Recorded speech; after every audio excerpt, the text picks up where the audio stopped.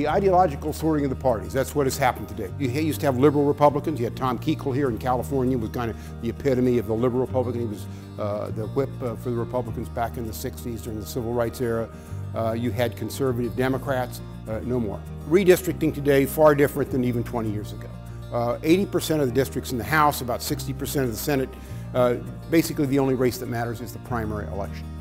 The general election is nothing more than a constitutional formality that they have to go through to get elected. So members orient their time, their effort, their rhetoric, and their voting to their primary electorate who elects them. Compromise is generally not rewarded by primary voters, who are a pretty thin ideological slice of the electorate. There are a lot of reasons why primaries are low turnout in this country.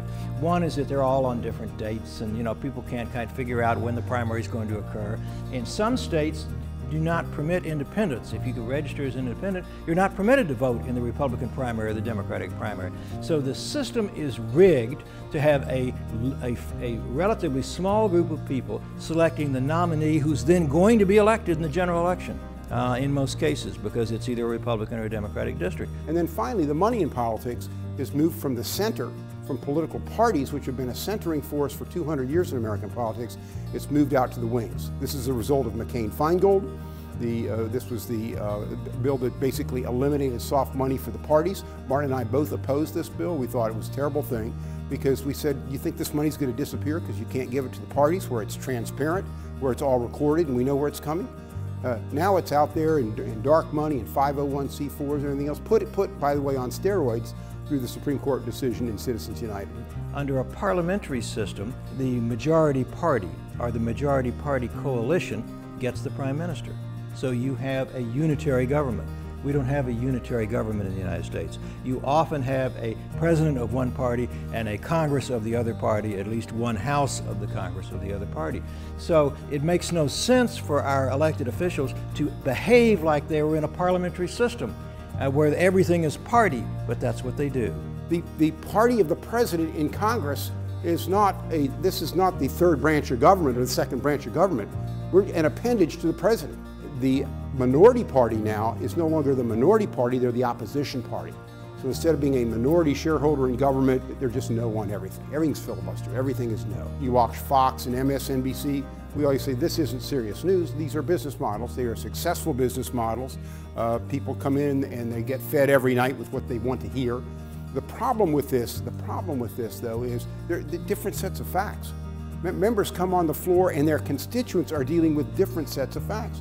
Some of the solutions that we see for the future.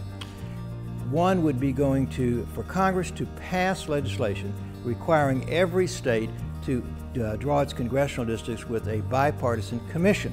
So some states have gone to a bipartisan system, not only California, Arizona, Iowa, the state of Washington, and New Jersey. But all the other states have their congressional districts drawn by their legislatures. If the Democrats control the legislature, they want to protect the Democratic congressmen and create as many Democratic districts as possible.